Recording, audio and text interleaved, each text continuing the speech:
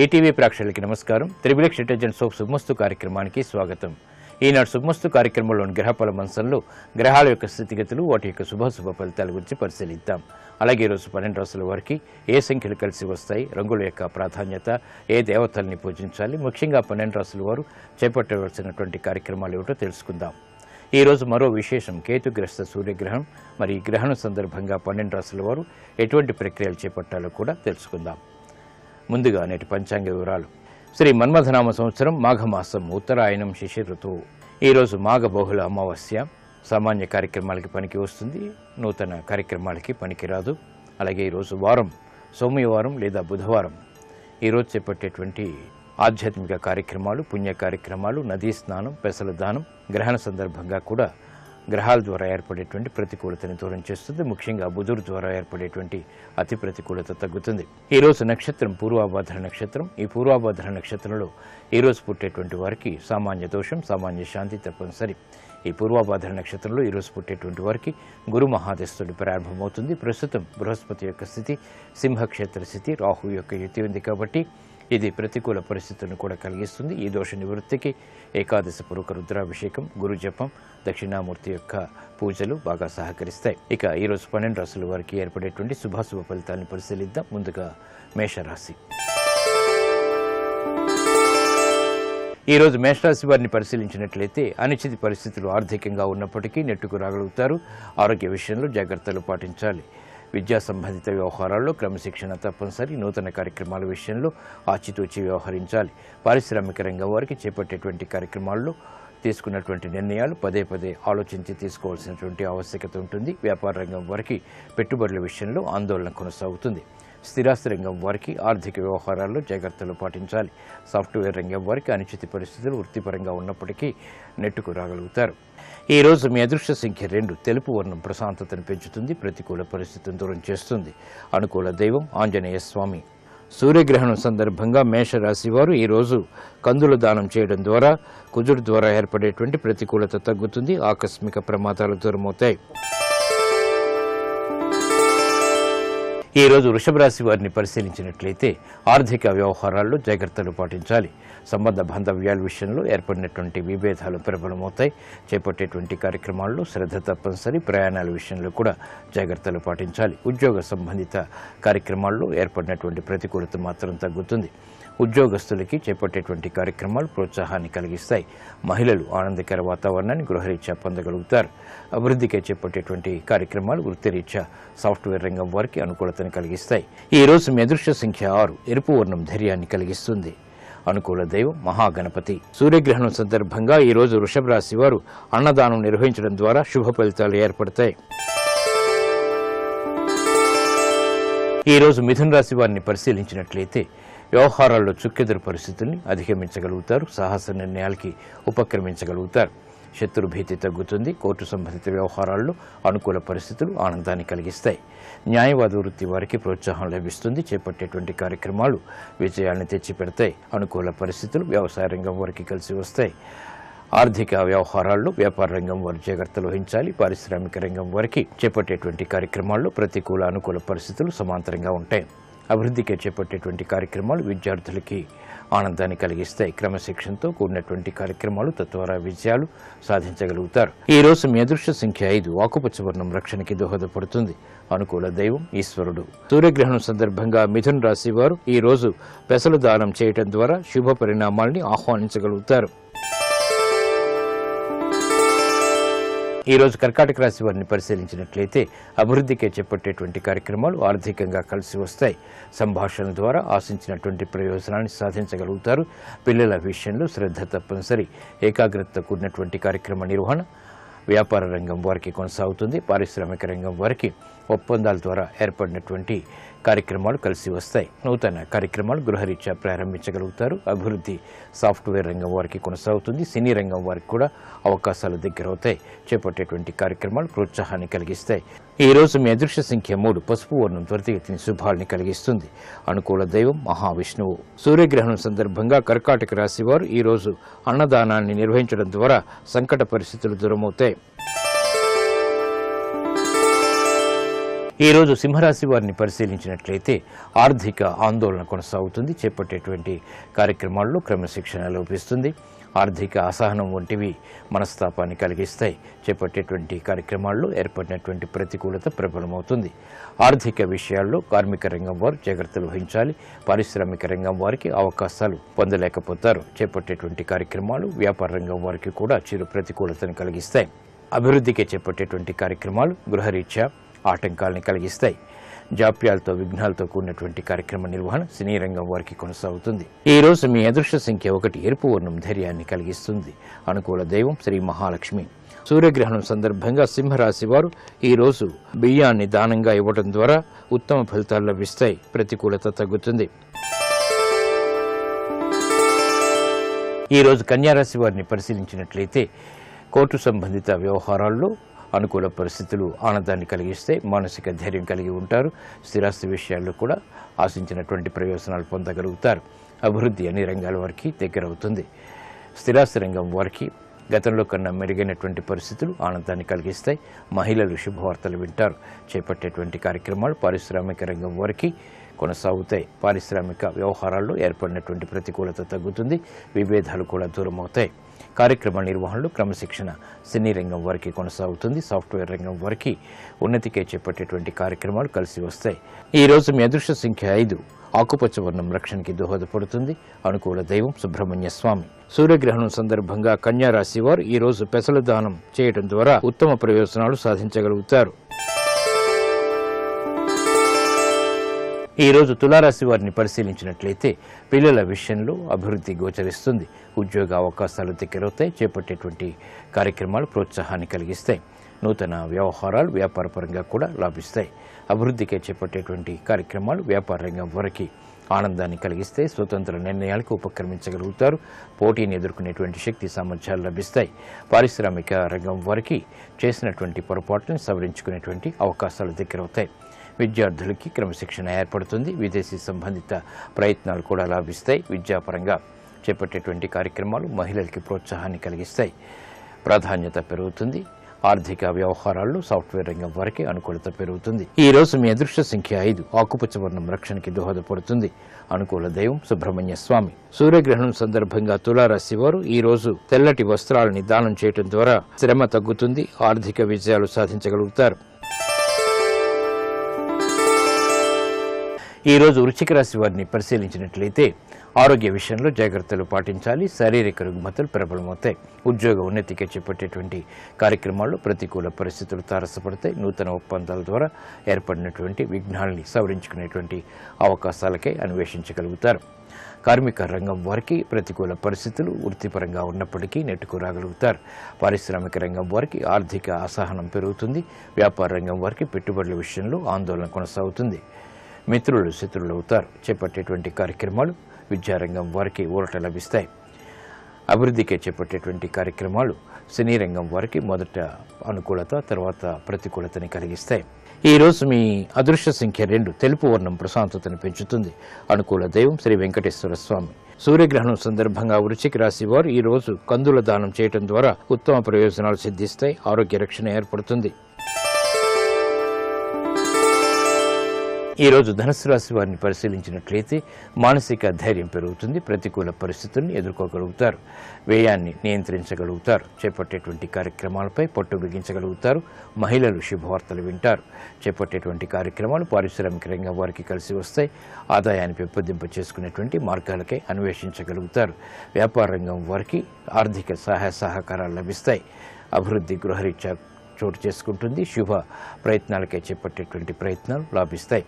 ఆర్థిక అసహనం సాఫ్ట్వేర్ రంగం వారికి తగ్గుతుంది. మిత్రుల ద్వారా ఏర్పడినటువంటి ప్రతికూలతని ఎదుర్కోగలుగుతారు. శత్రుభీతి తగ్గుతుంది. కార్యక్రమ నిర్వహణలో నైపుణ్యం సినీ రంగం వారికి పెరుగుతుంది. ఈ రోజు మీ అదృష్ట సంఖ్య 9 ఎరుపు వర్ణం ధైర్యాన్ని కలిగిస్తుంది. అనుకూల దైవం ఆంజనేయ స్వామి. సూర్యగ్రహణం సందర్భంగా ధనుస్సు రాశి వారు ఈ రోజు శనగల్ని దానం చేయడం ద్వారా గ్రహశాంతి ఏర్పడుతుంది. ఈ రోజు మకర రాశి వారిని పరిశీలించినట్లయితే అభివృద్ధికే చేపట్టేటువంటి కార్యక్రమాలు ఆర్థికంగా కలిసి వస్తాయి. నూతన వ్యవహారాల్లో ఏర్పడినటువంటి ప్రతికూలతని సడలించుకోగలుగుతారు. అభివృద్ధికే చేపట్టేటువంటి కార్యక్రమాలు గృహరీత్యా కూడా కలిసి వస్తాయి. ఆర్థిక వ్యవహారాల్లో ఏర్పడినటువంటి విభేదాలు తగ్గుతాయి. నూతన కార్యక్రమాలు గృహరీత్యా కూడా ప్రారంభించగలుగుతారు. అభివృద్ధి పారిశ్రామిక రంగం వారికి కొనసాగుతుంది. లాభదాయకమైనటువంటి కార్యక్రమాలు, తద్వారా విజయాలకి చేసేటువంటి ప్రయత్నాల్లో ఆశాజనకమైనటువంటి వాతావరణం ఉంటుంది. చేపట్టేటువంటి కార్యక్రమాలు వ్యాపార రంగం వారికి కూడా అనుకూలతని పెంచుతాయి. అభివృద్ధి గృహరీత్యా కొనసాగుతుంది. పిల్లల విషయంలో ఏర్పడినటువంటి ప్రతికూలతని దూరం చేసుకునేటువంటి ప్రయత్నాలు కూడా లాభిస్తాయి. నూతన కార్యక్రమాలు సాఫ్ట్వేర్ రంగం వారు ప్రారంభించగలుగుతారు. విదేశీ సంబంధిత లావాదేవీలు బాగా కలిసి వస్తాయి. ఈ రోజు మీ అదృష్ట సంఖ్య 5. ఆకుపచ్చ వర్ణం రక్షణకి దోహదపడుతుంది. అనుకూల దైవం శ్రీ వెంకటేశ్వర స్వామి. సూర్యగ్రహణం సందర్భంగా మకర రాశి వారు ఈ రోజు అన్నదానం చేయడం ద్వారా ఉత్తమ ప్రయోజనాలు, లాభదాయకమైనటువంటి కార్యక్రమాలు కొనసాగించగలుగుతారు.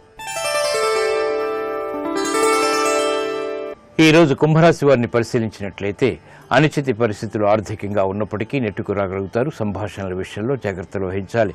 చేపట్టేటువంటి కార్యక్రమాలపై అలసత్వం పెరుగుతుంది. వృత్తి, వ్యాపార, ఉద్యోగ సంబంధిత కార్యక్రమాల్లో నత్తనడక కార్యక్రమాలు కొనసాగుతాయి. వ్యాపార రంగం వారికి అనువైనటువంటి వ్యవహారాలకి ఎదురు చేసేటువంటి ఆశాజనకమైనటువంటి వాతావరణం దూరం అవుతుంది. చేపట్టేటువంటి కార్యక్రమాలపై ప్రోత్సాహాన్ని పొందలేకపోతారు. పారిశ్రామిక రంగం వారు ఆచితూచి నిర్ణయాలు తీసుకోవాలి. వ్యవహారాల్లో చుక్కెదురు పరిస్థితుల్ని మహిళలు ఎదుర్కోవాల్సినటువంటి సంఘటనలు చోటు చేసుకుంటే ఆర్థిక వ్యవహారాల్లో సాఫ్ట్వేర్ రంగం వారు జాగ్రత్తలు వహించాలి. ఈ రోజు మీ అదృష్ట సంఖ్య 5. ఆకుపచ్చ వర్ణం రక్షణకి దోహదపడుతుంది. ప్రతికూల పరిస్థితిని దూరం చేస్తుంది. అనుకూల దైవం ఈశ్వరుడు. సూర్యగ్రహణం సందర్భంగా కుంభరాశి వారు ఈ రోజు నువ్వుల దానం చేయడం ద్వారా ఉత్తమ ప్రయోజనాలు సాధించగలుగుతారు. ఈ రోజు మీనరాశి వారిని పరిశీలించినట్లయితే అకారణ కలహాల నుంచి బయటికి రాగలుగుతారు. చేపట్టేటువంటి కార్యక్రమాలపై శ్రద్ధ తగ్గుతుంది. ఆరోగ్య విషయంలో జాగ్రత్తలు పాటించాలి. వ్యయం పెరుగుతుంది, ఆదాయం తగ్గుతుంది. అభివృద్ధికి చేపట్టేటువంటి కార్యక్రమాల్లో విఘ్నాలని, జాప్యాలని చవిచూస్తారు. ఆర్థిక వ్యవహారాల్లో పారిశ్రామిక రంగం వారు జాగ్రత్తలు వహించాలి. పోటీని ఎదుర్కోలేనటువంటి పరిస్థితులు విస్మయాన్ని కలిగిస్తాయి. వ్యాపార రంగం వారికి అనువైనటువంటి కార్యక్రమాలు ఉన్నప్పటికీ కూడా చేపట్టేటువంటి కార్యక్రమాలు అలసత్వం కొనసాగుతుంది. వ్యవహారాల్లో చుక్కెదురు పరిస్థితుల్ని సాఫ్ట్వేర్ రంగం వారు ఎదుర్కోలేకపోతారు. నూతన కార్యక్రమాలు గృహరీత్యా మహిళలు ప్రారంభించలేకపోతారు. ఆరోగ్య రక్షణ తప్పనిసరి. విద్యార్థులకి క్రమశిక్షణ తప్పనిసరి. చేపట్టేటువంటి కార్యక్రమాల్లో విఘ్నాల్ని చవిచూస్తారు. ఈ రోజు మీ అదృష్ట సంఖ్య 9. ఎరుపు వర్ణం ధైర్యాన్ని కలిగిస్తుంది. ప్రతికూల పరిస్థితులను ఎదుర్కొనేటువంటి శక్తి సామర్థ్యాన్ని కలిగిస్తుంది. అనుకూల దైవం సుబ్రహ్మణ్య స్వామి. సూర్యగ్రహణం సందర్భంగా మీనరాశి వారు ఈ రోజు అన్నదానం చేయడం ద్వారా ఉత్తమ ప్రయోజనాలు సిద్ధిస్తాయి. ఈ రోజు మాఘబహుళ అమావాస్య. ఈరోజు విశేషం సూర్యగ్రహణం. కుంభరాశి వారు ఈ గ్రహణాన్ని చూడకూడదు. ఈ గ్రహణ సందర్భంగా ధనస్సు రాశి వారికి, అలాగే మేషరాశి వారికి, కన్యారాశి వారికి ఉత్తమ ఫలితాలు లభిస్తాయి. ముఖ్యంగా కర్కాటక రాశి వారికి ప్రతికూల పరిస్థితులు ఉంటాయి. అలాగే సింహరాశి వారికి కూడా. ఈ గ్రహణంలో చేపట్టేటువంటి కార్యక్రమాలు 12 రాశుల వారు దాన ధర్మాల ద్వారా శాంతిని పెంపొందింప చేసుకోవచ్చు.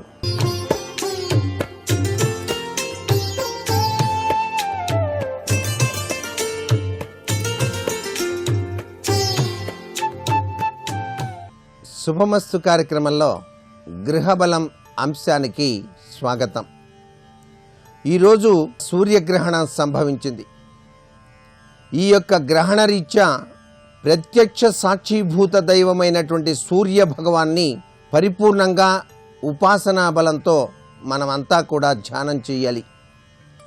ప్రతి గృహంలోని వారు కూడాను సూర్యగ్రహణం పట్టు విడుపు స్నానాలు ఆచరించి తదనంతరం చక్కగా గురూపదేశం పొందినటువంటి మంత్రాన్ని అనుష్ఠానం చేసుకుంటూ సూర్యగ్రహణం అనంతరం మీ గృహం మొత్తం కూడాను చాలా చక్కగా పరిశుభ్రంగా ఇళ్ళంతా కూడాను కడిగి మీ పూజా మందిరంలో ఉన్నటువంటి మీరు నిత్యం ఆరాధన చేసేటువంటి చిన్ని విగ్రహాలను సైతం కూడాను పవిత్రవంతమైనటువంటి జలంతో ప్రక్షాళన చేసి చాలా చక్కగా వాటిని అలంకరించి పూజా మందిరం అంతా కూడాను నిర్మాల్యం లేకుండా పరిశుభ్రం చేసి కొత్తగా పూజా మందిరం పెడితే ఎలా ఉంటుందో ఆ రీతిలో దాన్ని తయారు చేసినట్టుగా భావిస్తూ చాలా చక్కగా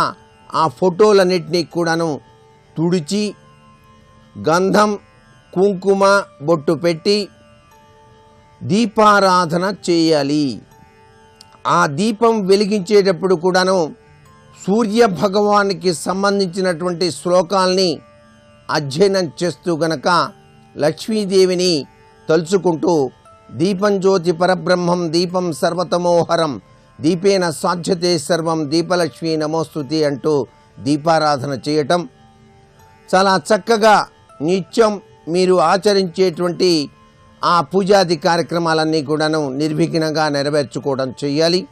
తదుపరి గ్రహణ రీత్యా మీన కుంభరాశుల వారు మాత్రం 1.5 కేజీ గోధుమలు బ్రాహ్మణోత్తమునికి గనక దానంగా ఇచ్చుకున్నట్లయితే ఈరోజు గ్రహచార రీత్యా సంభవించేటువంటి ఆ యొక్క గ్రహణ రీత్యా సంభవించేటువంటి చిన్ని కష్టాల నుంచి బయల్పడటానికి ఆ యొక్క రాసుల వారికి అనుకూలవంతమైన ప్రభావాన్ని కలిగించేటువంటి దానం గోధుమల దానం. గోధుమలు దానం ఇవ్వటం కుదరని వాళ్ళు ఆ గోధుమల్ని పరమ పవిత్రవంతమైనటువంటి గోమాతకు తినిపించవచ్చు. ఇలా గనక చేసినట్లయితే రాహుగ్రస్త సూర్యగ్రహణ రీత్యా సంభవించేటువంటి అదృష్టాదృష్ట ప్రభావాల నుంచి బయల్పడి చక్కటి ఆరోగ్యప్రదమైనటువంటి జీవితాన్ని సాగించటానికి ఆ సూర్య భగవాని యొక్క దివ్య పరమైనటువంటి ఆశీస్సులను మీరు సర్వదా పొందటానికి ఆ కాలపురుషుడు మనకు విధించినటువంటి శాస్త్ర పరిజ్ఞాన విషయాన్ని ప్రతి ఒక్కరూ కూడా అంచనా వేసుకొని ఆచరించటం సర్వత్రా కూడాను శుభదాయకం. ఈ రోజున తూర్పు దిశకి ఉన్నటువంటి వాస్తు పరంపరా లక్షణాల గురించి మనం చెప్పుకుంటున్నటువంటి ఈ తరుణంలో జయసదా సవితృమండల మధ్యవర్తి నారాయణ సరిసిజాసన సన్నివిష్ట కేయూరవాన్ మకర కుండలవాన్ కిరీటి హరిహర ఉపద్రుత శంఖచక్ర అంటూ సూర్య భగవానికి అర్ఘ్యప్రదానం కూడా ఇవ్వటం చాలా మంచిది. అంతేకాకుండా తూర్పు దిశకు ప్రత్యక్ష సాక్షిభూత దైవమైనటువంటి సూర్య భగవానికి కూడాను అత్యంత అవినాభావ సంబంధం వాస్తుశాస్త్ర రీత్యా ఉన్నది. అందుకనే మనం నిద్ర నుంచి లేవగానే మొట్టమొదటిసారిగా తూర్పు దిశలో ఉన్నటువంటి తలుపులన్నింటినీ కూడాను తెరవాలి అని చెప్పేసి శాస్త్రం. ఇక తూర్పు దిక్కున వరండా ఉంచి గనక మీరు నిర్మాణం చేసినట్లయితే పురుషులకు ఆరోగ్యం యశస్సు సంప్రాప్తమవుతాయి. గృహ నిర్మాణానికి ఆర్సీసీసీ బ్లాకులను ఉపయోగింపదలచిన వారు తూర్పు ఉత్తర దిక్కుల్లో కనీసం 2 అడుగుల బాల్కనీని నిర్మించాలి. అప్పుడు ఇంటికి తూర్పు ఉత్తర దిక్కుల్లో ఖాళీ వదిలినట్లే అవుతుంది సుమా అనే విషయాన్ని గుర్తెరగండి. ఇంట్లోని వాడక నీరు ఉంది చూసారా, ఆ నీరంతా కూడాను తూర్పు వైపుగా ప్రవహిస్తూ బయటకు పోయేటట్లుగా ఏర్పాటు చేసుకుంటే ఆ గృహంలో ఉండేటువంటి అందరూ కూడాను ఆరోగ్యప్రదమైనటువంటి జీవితాన్ని సాగించటానికి ఆస్కారం అత్యధికంగా ఉంటుంది సుమా అనేటువంటి విషయాన్ని కూడా గుర్తుపెట్టుకోవాలి. తూర్పు దిక్కున గల ప్రహరీ గోడ పడమర దిశలోని ప్రహరీ గోడ కంటే తక్కువ ఎత్తులో గనక ఉన్నట్లయితే పుత్ర పౌత్రులు చూసుకునేటువంటి సుఖం తప్పనిసరిగా ఆ గృహ యజమానికి కలుగుతుంది. అంటే ముని మనవాళ్ళను కూడాను చూసుకునేటువంటి భాగ్యం వస్తుంది అనేటువంటి విషయాన్ని కూడా ఇక్కడ మనం గుర్తుపెట్టుకోవాలి. తూర్పు దిశలోని నేల పడమర దిక్కులోని నేల కంటే పల్లంగా గనక ఉన్నట్లయితే ఇంట్లోని వారికి ఆయుష్ బాగా వృద్ధి చెందుతుంది, యశస్సు కీర్తి కూడాను పెరుగుతాయి సుమా అని చెప్పేసి మనకు వాస్తుశాస్త్రరీత్యా గ్రహించవలసినటువంటి ముఖ్యమైనటువంటి విశేషాంశం.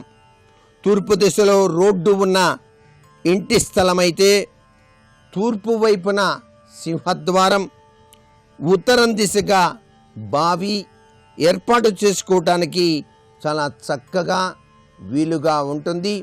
బోరింగ్ వేసుకునేటువంటి వాళ్ళు కూడా చాలా చక్కగా ఈశాన్యంలో బోరింగు వేసుకోవచ్చు. తూర్పు వైపున బావి లేదా వాటర్ ట్యాంక్ కనుక ఉన్నట్లయితే శుభదాయకంగానే ఉంటుంది. వాటర్ ట్యాంక్ అంటే మేడపైన కట్టేది కాదు, భూమి లోపల నిర్మాణం చేసేటువంటి వాటర్ ట్యాంక్. అది గనక నిర్మాణం చేసుకున్నట్లయితే వాటర్ నిల్వ ఉంచేటువంటి పరిస్థితికి సంబంధించినటువంటి విశేషాంశం తూర్పు దిశలో కట్టుకోవచ్చు. అయితే తూర్పు దిశలో నీరు నిల్వ చేసేటువంటి విధి విధానంలో ఉత్తర గోడ తూర్పు గోడ ఆనుకోకుండా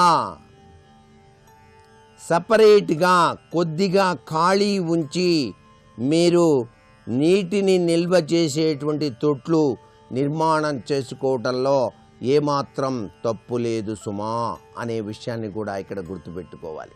తూర్పు దిక్కున స్థలం పడమర దిశన గల స్థలం కంటే ఎత్తుగా కనుక ఉన్నట్లయితే ఆ యజమానికి ఆర్థిక ఇక్కట్లు తప్పవు సుమా అని చెప్పేసి శాస్త్రం తెలియచేస్తోంది.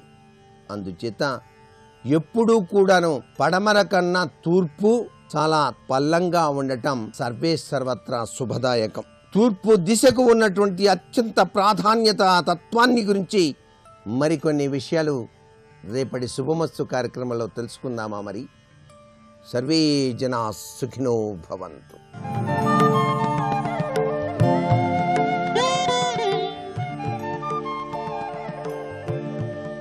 బ్రహ్మానంద ఓంకార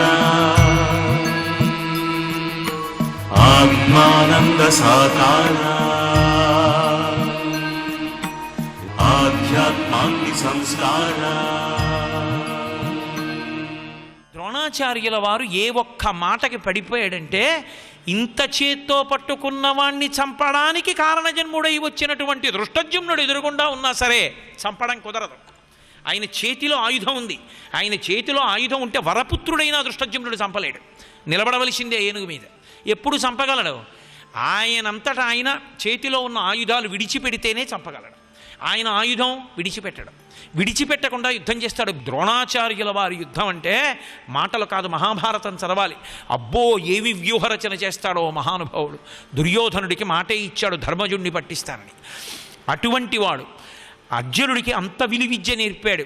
అటువంటి ద్రోణాచార్యుల వారు యుద్ధం చేస్తుంటే నిలబడలేక ఆయన ముందు ఇక సాగదని శ్రీకృష్ణ భగవానుడు ఉపదేశం చేస్తే ధర్మం నిలబడాలి కనుక భీముడి చేత అశ్వత్థామ అనబడేటటువంటి ఏనుగుని మర్దింపచేసి పడగొట్టించారు. అశ్వత్థామ హతః కుంజరః అన్నాడు. ఏనుగు చచ్చిపోయింది. ఏనుగని చెప్పకుండా అశ్వత్థామ చనిపోయాడు అన్నాడు. అశ్వత్థామ చనిపోయాడు అన్నాడంతే. అనగానే ద్రోణాచార్యుల వారు నమ్మలేదు, నిరుత్తురుడైపోయాడు. చేతిలో ఇంకా ఆయుధం ఉంది.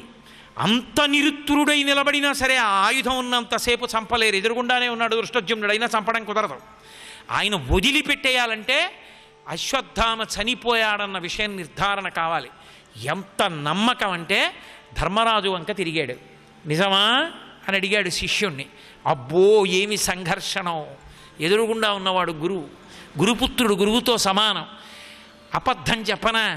ఇక్కట్టు పడిపోయాడు కృష్ణ భగవానుడి యొక్క వ్యూహరచన. నిన్నెవరబద్ధం చెప్పమన్నారాయా? నిజమే చెప్పు. అశ్వత్థామ హతః కుంజరః. అశ్వత్థామ అన్న ఏనుగు చచ్చిపోయిందని చెప్పు. అశ్వత్థామ హతః అను, కుంజరః అను. నువ్వు కుంజరః అన్నప్పుడు వినపడకుండా భేరీలు మోగిస్తావు. అలాగేనన్నాడు. ఆ మాట కదా చెప్పమంటున్నావు? చెప్తున్నానన్నాడు. కానీ దోషం ఉంది. గురుపుత్రుడు చచ్చిపోయాడన్న భావన ఉంది అందులో. గురువుగారి మరణానికి కారణం అవుతోంది అది. ధర్మరాజు అన్నాడు అశ్వత్థామ హతః కుంజరః అన్నాడు. కుంజరః అనేటప్పటికీ భేరీలు మోగించాడు. వినపడలేదు ద్రోణాచార్యుల వారికి. అశ్వత్థామ మరణించాడన్న మాట వినపడింది అంతే. వెంటనే వదిలిపెట్టేశాడు ఆయుధం. ఉత్తర క్షణంలో మూలాధార చక్రం దగ్గర నుంచి యోగంతో ప్రాణవాయువుని పైకి లేపేశాడు. లేపి బ్రహ్మరంధ్రాన్ని పగలగొట్టుకుని వెళ్ళిపోయింది యోగ విద్యతో. వెళ్ళిపోయిన తర్వాత దృష్టజుమ్నుడు దూకాడు.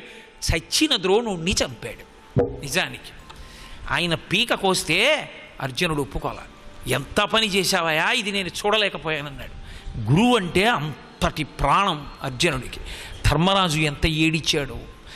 అంతటి మహానుభావుడు మహాభారతంలో దేనికి పడిపోయాడంటే కొడుకు పడిపోయాడన్న మాట వినలేకపోయాడు.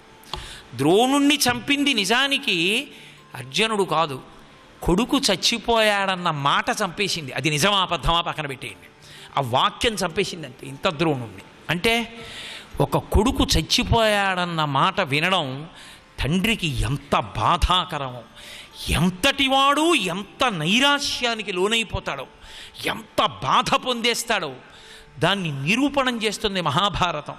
కాబట్టి కొడుకు అంటే ప్రాణం వదిలిపెట్టేస్తాడంతే తండ్రి. అందుకే సర్వకాలముల యందు కొడుకుకి రక్షణ కల్పించడం తప్ప, కొడుకు సంతోషపడాలని కోరుకోవడం తప్ప అసలు తన జీవితంలో ఇంకొక ఆలోచన లేకుండా ఉండేవాడెవరో ఆయనే తండ్రి. అందుకే ఆయనే బ్రహ్మస్వరూపం, ఆయనే విష్ణుస్వరూపం, ఆయనే శివస్వరూపం. జ్ఞానదాత మహేశ్వర. మనకి జ్ఞానమునిచ్చేటటువంటి వాడు పరమశివుడు. జ్ఞానము అన్నప్పుడు మీరు ఒక మాట అర్థం చేసుకోవలసి ఉంటుంది. అది లౌకికమైనటువంటి విషయములైనా అవ్వచ్చు, లౌకికమైనటువంటి విద్యలైనా అయి ఉండొచ్చు, లేదా లౌకికమైనటువంటి విద్యల వలన ఒక పరమసత్యాన్ని దృష్టిలోకి తెచ్చుకోగలిగినటువంటి ప్రజ్ఞైనా కావచ్చు, లేదా అసలు ఏది తెలుసుకోవాలో అది తెలుసుకొని ఇక ఆ కారణం చేత పుట్టవలసిన అవసరాన్ని పోగొట్టుకోవడమైనా కావచ్చు. ఏదైనా ఇవ్వగలిగిన వాడు పరమశివుడి. అందుకే ఆయనే నటరాజస్వామిగా ఉంటాడు. నటరాజస్వామిగా ఉండి ఢమరుకాన్ని మోగిస్తాడు. అందులోంచి 14 మాహేశ్వర సూత్రములు వచ్చాయి. ఆ శబ్దంలోంచి సమస్త వాంగ్మయం వచ్చింది. ఆయనే సమస్త కళలకు ఆధారం. అందుకే ఇప్పటికీ శ్రీశైల క్షేత్రం లోపలికి వెడుతుంటే మహానుభావుడు వీణ పట్టుకుని వాయిస్తూ కనపడతాడు. శారద ఎలా వీణ పట్టుకుంటుందో అలా దక్షిణామూర్తి కూడా వీణ పట్టుకుంటారు. ఆ వీణ పట్టుకుని వాయిస్తూ ఉంటారు. సమస్త విద్యలకు అధిదేవత ఎవరు అంటే పరమశివుడు. అందుకే శివుడు తెలుపు, శారద తెలుపు, ఇద్దరూ జ్ఞానప్రదాతలే. అటువంటి పరమశివుడు ఇంత జ్ఞానం ఇవ్వగలిగిన వాడు ఇక మళ్ళీ పుట్టవలసినటువంటి అవసరం లేని రీతిలో ఆత్మ అనుభవంలోకి వచ్చేటట్టు చెయ్యగలిగినటువంటి వాడు తండ్రి రూపంలో లోకంలో తిరుగుతూ ఉంటాడు. అందుకే తండ్రి కలిగిన పిన్నిధానమేలా అని. లోకంలో సహజంగా తనంత తాను గురువు ఎవరు అంటే తండ్రి. ఎందుచేత అంటే ఉపదేశం ఎవరు చేస్తారో అతను దీక్షా గురువు అవుతాడు. దీక్ష అన్న మాట ఉపదేశమునకు మారుపేరు. ఆ దీక్ష ఇచ్చేవాడు, ఆ ఉపదేశం చేసేవాడు తండ్రి. యజ్ఞోపవీతం ధరించేటటువంటి అధికారం ఉండేటటువంటి జన్మ పొందినటువంటి వారికి గాయత్రీ మహామంత్రాన్ని ఉపదేశం చేసి ఆ గాయత్రీ మంత్రాన్ని బాగా జపం చేసినటువంటి కారణం చేత జ్ఞానమును పొందేటట్టుగా అనుగ్రహించగలిగినటువంటి వాడు తండ్రి.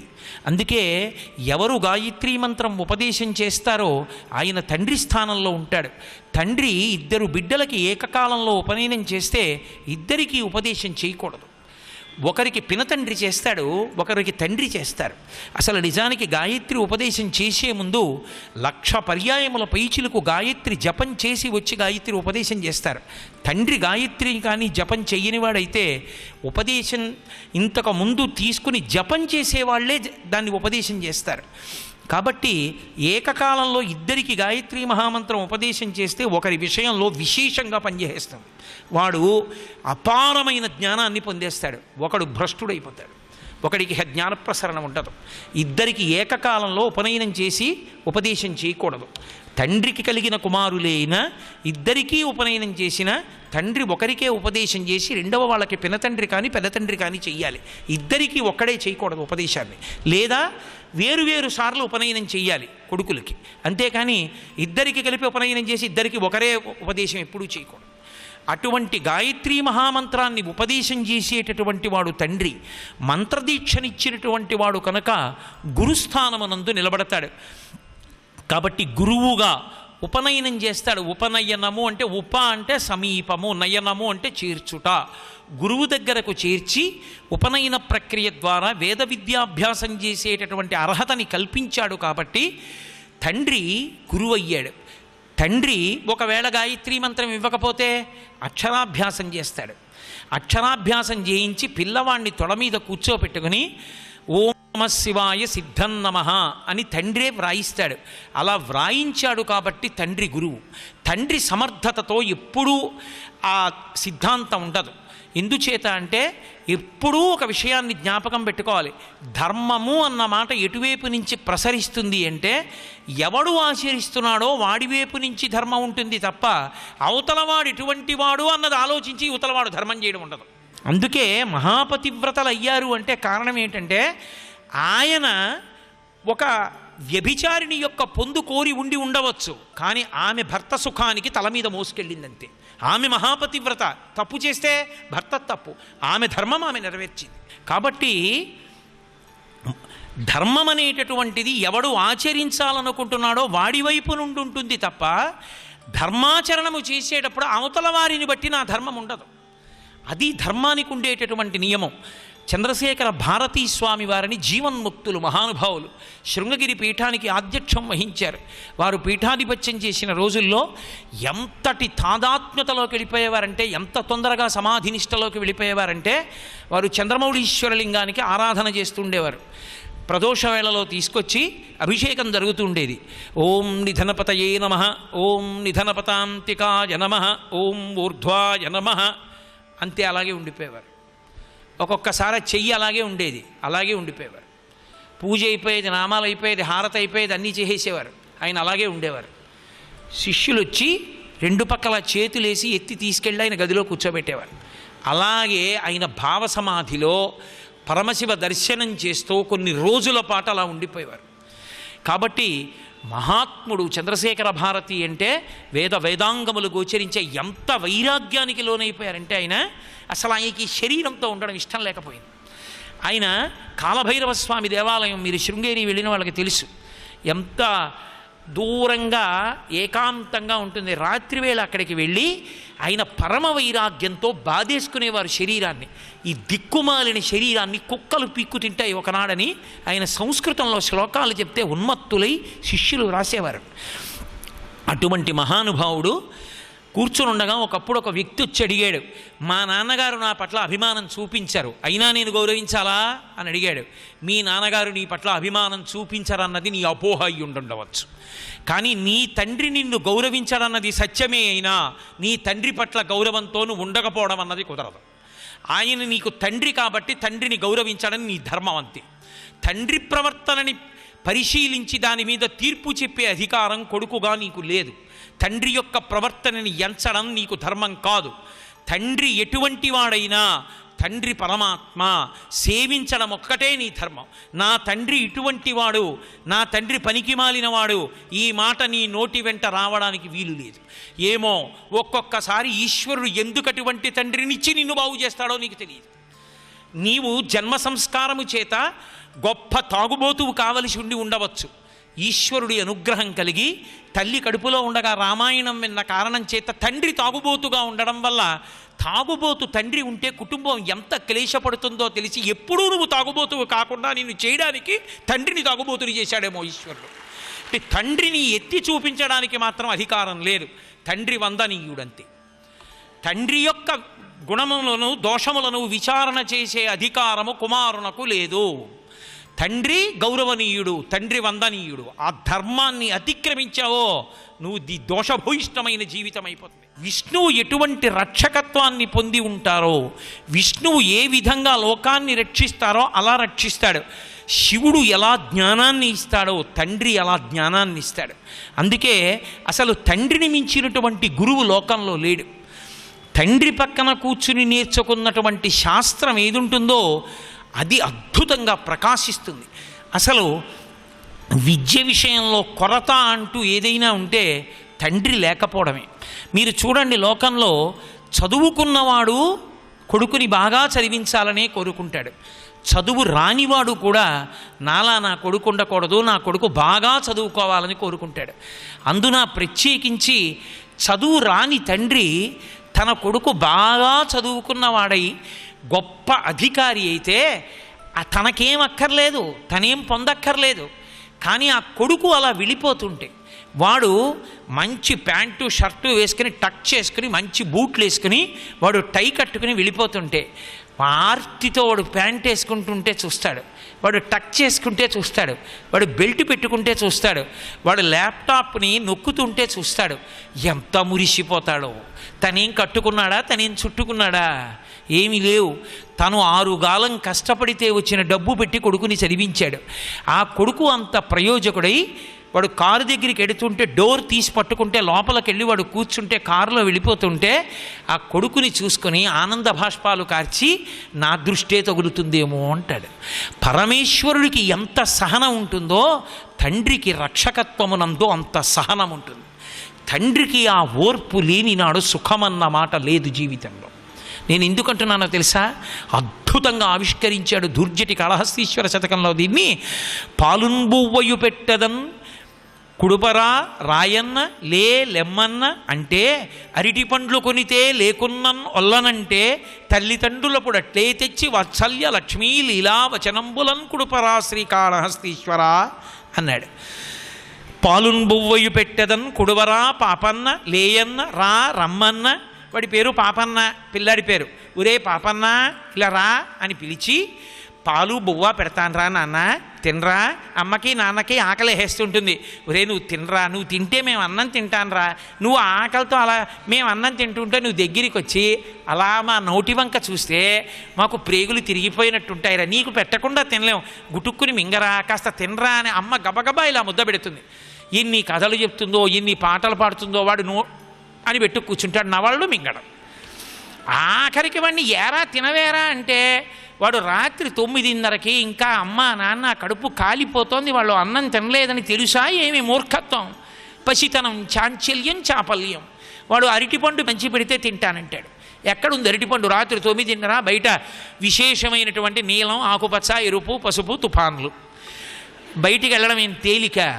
అయినా కూడా అరటిపండ్లు కొనితే లేకున్నన్ను వలనంటే తల్లిదండ్రులప్పుడు అట్లే తెచ్చి ఆ పిచ్చి తండ్రి ఓ గొడుగేసుకుని గాలికి ఎగిరిపోతుంటే వెతుక్కుంటూ నానాకిళ్ళి కొట్ల దగ్గరికి వెళ్ళి ఓ 2 అరటిపళ్ళు కొనుక్కొని ఆ వర్షధారలకి తడిసిపోయి ఇంటికి వచ్చి, ఇదిగో బాబు వాడికి ఆ అరటిపండు పెట్టవే, వాడు కడుపు నిండా తింటాడు అంటే వాడు తింటే చాలని రాత్రి 10ంటికి వాడు కడుపు నిండా అన్నం తిని అప్పుడు వాడు పడుకున్న తర్వాత అమ్మయ్యా అని ఆకలి చచ్చిపోయినా ఆ వండుకున్నది తింటారు తప్ప మా నోటి ముందు ఆకలిస్తే వేడిగా తినకుండా చేసిన దుర్మార్గుడా అని ఒక్క దెబ్బ కొడతారా? నా మూర్ఖత్వాన్ని కూడా సహించావు పరమశివ అన్నాడు. మన మూర్ఖత్వాన్ని సహించడంలో తండ్రి ఎంత బాధపడ్డాడో. వెంకటాచల క్షేత్రానికి వెళ్ళి చూడండి, అందులో పుట్టుజుత్తిని ఇవ్వడానికి తీసుకొస్తారు పసిపిల్లల్ని. ఆ పసిపిల్లల్ని తీసుకొచ్చిన తల్లిదండ్రులు అన్నదానం దగ్గర అన్నం తినేటప్పుడు పడే బాధ చూడాలి. కడుపు ఆకలి వేసేస్తుంటుంది, అంత దూరం నడిచి ఇళ్ళు ఉంటారు. ఈ పిల్లాడిని ఎత్తుకుని అమ్మ అన్నం తిందామంటే వాడు మీద పడిపోతుంటాడు, లాగేస్తూ ఉంటాడు. కిందకి వదిలిపెడితే ఒప్పుకోడు, ఏ గ్లాసో లాగేస్తాడు. అమ్మ పిల్లల్ని సరిగ్గా చూసుకోవద్దు అని అనరు కాబట్టి సరిపోతుంది, పాపం వాళ్ళు ఉదారులు కాబట్టి. అమ్మ గబగబా 4 ముద్దలు తింటుంది. ఆకలేస్తున్నా సరే నువ్వు తినవే, నేను నించుంటాను వీడిని పట్టుకుని, వీడు తిన్నివ్వడు అని పిల్లాన్ని పట్టుకుని ఆ బిస్కెట్టు, అదిగో చిలక, అదిగో గోవిందుడు, అదిగో కొండ అంటూ చూపిస్తూ పిల్లాన్ని ఆడిస్తూ తండ్రి నించుంటాడు. ఆ తర్వాత భార్య వచ్చి వాడిని ఎత్తుకునే లోపల శాంతాడంత క్యూ వస్తుంది. మళ్ళీ 1 గంట సేపు లైన్లో వెళ్ళి అన్నం తింటాడు తప్ప దుర్మార్గుడా మమ్మల్ని అన్నం తిన్నామని లాగి 4 లెంపకాయలు కొడతారా? ఎంత మూర్ఖత్వాన్ని సహిస్తాడో. అంత మూర్ఖత్వాన్ని కూడా ఎందుకు సహించాడంటే కొడుకు సుఖపడితే చాలు, వాడు అన్నం తింటే చాలు తప్ప వాడికి తర్వాత పెడదాం లేవే మనం తినేద్దాం ముందు అని తింటున్నాడు అనుకోండి. ఒకవేళ ఏ కారణానికైనా తండ్రి అన్నం తింటుంటే మీరు చూడండి, చంటి పిల్లలు వచ్చి వాళ్ళకి పరానుకరణ ఉంటుంది. ఆ కొడుకు వచ్చి తండ్రి పంచె పట్టుకొని పక్కన నించుని నాన్న నవ్వులుతుంటే చూసి అన్నాడు అనుకోండి, కొడుకు ప్రాణం పోయినట్టు ఉంటుంది తండ్రికి. అవి పాపం వీడికి ఆకలేస్తోంది అని గబగబా ఆ పప్పు అన్నం కంచం అంచుకి రాసి ఆ గుజ్జు వేలుతో తీసి ఆ గోరు ముద్దలు పెడతాడు. తండ్రి తింటూ ఉండగా కొడుకు వస్తే నువ్వు తిన్నావు కదరా మళ్ళీ వచ్చేసావు ఎందుకు అన్న తండ్రి ఉంటాడు ఆ లోకంలో. వాడికి మళ్ళీ మెత్తటి గోరు ముద్ద తీసి నేతి అన్నం వాడికి పెడతాడు. ఉండ్రా పచ్చడి చేతిలో అంటాడు, కారం తగిలితే వాడి నోరు మండుతుందేమో అని. ఎంత ప్రేమ అండి, ఎంత ప్రేమ ఆ తండ్రిది. సమస్త సుఖములకు ఆలవాలము. అందుకే రామాయణంలో రాముడి గురించి చెప్తూ అయోధ్య ప్రజలు ఒక మాట అంటారు, వ్యసనేషు మనుష్యాణం భృశం భవతి దుఃఖితః ఉత్సవేషు చ సర్వేషు పితేవ పరితుష్యతి అంటారు. అమ్మలా ఏడుస్తాడు రాముడు, తండ్రిలా సంతోషిస్తాడంటారు. అమ్మలా ఏడవడం ఏమిటి, తండ్రిలా సంతోషించడం ఏమిటి అంటే అమ్మ బాధపడడం అలా ఉంటుంది. భృశం భవతి దుఃఖితః ఉత్సవేషు చ సర్వేషు పితేవ పరితుష్యతి. తండ్రి తన ప్రావిడెంట్ ఫండ్ అమ్మేస్తాడు, తను చేసిన ఉద్యోగానికి వాలంటరీ రిటైర్మెంట్ పెట్టేశాడు, వచ్చిన డబ్బులు ఏవో ఉన్నాయి, ఆ డబ్బులన్నీ కొడుక్కిచ్చి చదివించాడు. వాడు విదేశాలకు వెళ్ళిపోయాడు. వాడు విదేశాలకు వెళ్ళిపోయి ఏ అమెరికాలోనో లండన్లోనో కూర్చున్నాడు. కూర్చుని వాడు మంచి ఉద్యోగం చేస్తున్నాడు, సంపాదించాడు, 4 కార్లు కొన్నాడు. ఎంతో సంతోషంగా నాన్నగారండి కారు కొనుక్కున్నానని రాస్తుంటాడు. అదో పెద్ద విచిత్రం. మాకు చెప్పొద్దా అంటారు. అమెరికాలో కూర్చుని నాన్నగారండి మీరు బాగున్నారా అని అడిగితే ఏమిటోరా ఈ మధ్య బాగుండట్లేదు, గుండెలో చాలా నీరసంగా ఉంటుంది, డాక్టర్ గారి దగ్గరికి వెడితే మీరు చాలా జాగ్రత్తగా ఉండాలి ఇక పైన అని చెప్పారా అని చెప్తాడా కొడుక్కి తండ్రి? చెప్పడు. పాపం వాడేదో ఉద్యోగం చేసుకుని సంపాదించుకుంటున్నాడు. ఇప్పుడు నేను చెప్తే అక్కడి నుంచి భార్య బిడ్డల్ని తీసుకుని వస్తాడు, ₹1,00,000 ఖర్చు అయిపోతుంది, ఎందుకని ఓ బాగుందిరా అంటాడు. ఏ పక్క స్నేహితుడు వచ్చి ఏమయ్యా చెప్పమేం మీ అబ్బాయికి ఒంట్లో బాగోలేదని, వస్తాడుగా ఒకసారి అంటే అన్నాళ్ళు ఉంటాను ఇద్దరు, ఈ పాటి దానికి మళ్ళీ వాడిని పిలిపించడం ఎందుకంటారు, ₹1,00,000 పోగొట్టుకోవడం తప్ప పాపం కష్టపడి సంపాదిస్తున్నాడు అంటాడు. తను ఇంత కష్టపడ్డాడు, తను సంపాదించిందంతా కొడుక్కి ఇచ్చేశాడు. ఆ కొడుకు సంపాదించిన కారులోకి తండ్రి ఎక్కలేదు, వాడు నిర్మించుకున్న శీతల భవనంలో తండ్రి లేడు, తను ఉండడానికి కావలసినంత సదుపాయం లేదు. ఆ కొడుకు ఒక్కసారి వచ్చి కూర్చుని కాళ్ళ దగ్గర కాళ్ళు పడితే బాగుండునని, ఆ కొడుక్కి అమ్మ చిన్నప్పుడు చేసిన మిరపకాయల పచ్చడి అన్నం పెడితే వాడు సంతోషపడిపోయినట్టు మళ్ళీ సంతోషంగా తినాలని పిచ్చి తండ్రి మనసులో కోరికుంటుంది. కానీ తనకి ఒంట్లో బాగులేదని చెప్పినా వాడు వస్తాడేమో, ఇప్పుడు పరీక్షలు చేయిస్తాడేమో, ఏ ఆపరేషనో చేయిస్తే 2-3 లక్షలు అవుతుందేమో, ఏడాది కష్టపడితే సంపాదించుకున్నాడు, చేయిస్తే ఉంటానా ఏమి, ఇంకో 4 ఏళ్ళు చాలు బతికింది, వాడి డబ్బుతో ఎందుకు అని శరీరం వదిలిపెట్టేయడానికి ఇష్టపడతాడు తప్ప కొడుకు డబ్బుతో బతకడానికి, కొడుకుని కష్టపెట్టడానికి తండ్రి ఒప్పుకోడు. ఉత్సవేషు చ సర్వేషు, కొడుకు సుఖపడుతున్నాడు, తాను సంతోషపడిపోతాడు. మంచి రోహిణీ కార్తీలో తల మీద బట్టేసుకుని ఎదురింటికి వెళ్ళి తలుపు కొట్టి మా అబ్బాయి మంచి కారు కొనుక్కున్నట్ట, మా అబ్బాయి మంచి భవంతి కొనుక్కున్నట్టు అంటాడు. నీకేం వచ్చింది, నీకున్న డబ్బు పోయింది, అక్కర్లేదు, వాళ్ళకి కాకపోతే ఎవరికి పెడతానండి అంటాడు. అది తండ్రికి ఉండేటటువంటి లక్షణం. భృశం భవతి దుఃఖితః ఉత్సవేషు చ సర్వేషు పితేవ పరితుష్యతి. తండ్రి కొడుకుకున్నది లాక్కోవాలని ఎప్పుడూ కోరుకోడు. కాబట్టి తండ్రి అంటే అంత ఆర్తితో ఉంటాడు కొడుకు పట్ల, అంత ప్రేమతో ఉంటాడు, అలా పితృస్థానంలో నిలబడతాడు. ఆఖరికి శరీరం విడిచిపెట్టిన తరువాత కూడా పితృదేవతా స్థానంలో ఉండి ఆశీర్వచనం చేస్తాడు. అందుకే ఆఖరికి ఇంట్లో పెళ్లి చేసేటప్పుడు కూడా నాందీ శ్రాద్ధం అని చెప్పి ఆ పితృదేవతల్ని పిలుస్తారు. మామిడి కొమ్మ పెట్టి కంచం మీద కొట్టి పిలుస్తారు. పిలిచి మీ అందరూ ఈ ప్రాంగణంలో చెట్ల మీద ఉండండి, ఈ పెళ్ళి అయిపోయే వరకు మీ అందరూ సంతోషంగా చూడండి అంటారు. ఎందుకు చూడండి అని చెప్తారో తెలుసా? వాళ్ళందరూ వస్తారు, వచ్చి కూర్చుంటారు. కూర్చుని మా కడుపున పుట్టిన బిడ్డలు, వారు జ్ఞాతులందరూ కలిసి ఉండడం కోరుకుంటారు. అన్నదమ్ముల బిడ్డలందరూ కలిసి తిరుగుతుంటే అన్నదమ్ముల బిడ్డల్లో పెద్దవాడెవరుంటారో వాణ్ణి తమ్ముడు గౌరవిస్తూ ఉంటే వాళ్ళు చూసుకుని మురిసిపోతారట. చూసావా మన బిడ్డలు ఎలా కలిసి ఉన్నారో చూసావురా అని సంతోషపడిపోయి ఆశీర్వచనం చేసి వాళ్ళు ఆ వివాహం అయిపోయిన తర్వాత లేచి వెళ్ళిపోతారు. అందుకే వివాహమునందు నాందీ శ్రాద్ధం చేస్తారు స్నాతకోత్సవానికి ముందు. అంత గొప్ప స్థితి. కాబట్టి వ్యసనేషు మనుష్యాణం భృశం భవతి దుఃఖితః ఉత్సవేషు చ సర్వేషు పితేవ పరితుష్యతి. తండ్రి అనేటటువంటి వాడు నాకు ఏముంది అని చూసుకోడు, నాకున్నది పిల్లలకిచ్చి నా పిల్లలు తృప్తి పడితే చాలు నేను సంతోషపడతానంటాడు. ఇది లౌకికమైనటువంటి తండ్రికే కాదు, శాస్త్రంలో ఆఖరికి పరమేశ్వరుడికి కూడా అదే బుద్ధితో ఉంటుంది. పార్వతీ పరమేశ్వరులు లోకమునకు తల్లిదండ్రులు. లోకమునకు తల్లిదండ్రులైనటువంటి పార్వతీ పరమేశ్వరులు ఒకానొకనప్పుడు హాలాహలం ఉత్పాదనమైతే సముద్రంలో దానికి అన్ని ప్రాణులు పడిపోతుంటే ఆలోల జలధి లోపల నాలో నహి విడచి అసురుల బరపన్ గీలా కోలాహలమున హాలాహల విషము పుట్టె అవనీనాథ అని ఆ హాలాహలం పుడితే తట్టుకోలేక చని కైలాసముదొచ్చి శంకరుని వాసద్వారముంజేరి ఈశుని దవ్వారికు లడ్డుపట్ట దళమంచుందొచ్చి కుయ్యో ముర్రో విను మాలింపుము చిత్తగింపుము దయన్ వీక్షింపు మంచు అంబుజాననము కిల్కని రక్తరక్షణ కళా సంరంభునిన్ శంభునిన్. జగద్రక్షకుడైనటువంటి తండ్రి పరమశివుడి దగ్గరికి పరిగెత్తారు, అయ్యా హాలాహలం పుచ్చుకోమ్మని. ఆయన వెళ్ళి భార్యకి చెప్పుకున్నాడు, కంటే జగముల దుఃఖము వింటే జలజనిత విషపు వేడిమి ప్రభవై యుండుట ఆత్తుల ఆపద గింటించుట దానఫలము దానం కీర్తి మృగాక్షి. మనం తల్లిదండ్రులం కదూ, మనం ఉండగా బిడ్డలు అలా బాధపడచ్చా? చూడు ఎంత బాధపడుతున్నారో పార్వతీ, నేను బుచ్చేసుకుంటానా హాలాహలం అన్నాడు. మరి ఆయనకి హాలాహలం పుచ్చుకుంటే బాధ కలగదా?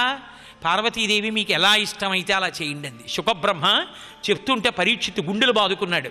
అయ్యయ్యయ్యో, అమలగన్నయమ్మ ముగురమ్మల మూలపుటమ్మ చాలా పెద్దమ్మ సురారులమ్మ గడుపారడి బుచ్చినయమ్మ తన్నులో నమ్మిన వెల్పుటమ్మల మనంబున ఉండెడి అమ్మ. అటువంటి అమ్మ ఐదవతనం కాదా? భర్తను ఎలా తాగమంది విషయం అంది.